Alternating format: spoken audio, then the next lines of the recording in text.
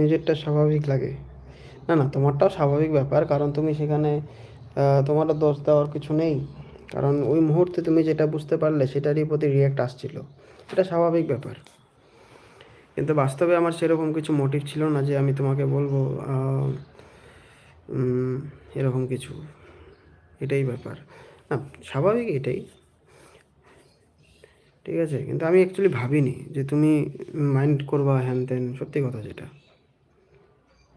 তোমাকে কোনো ধরনের মাইন্ড করানোর, ঝগড়া হোক, যাই হোক, ঝগড়া করার মুডে আমি নেই।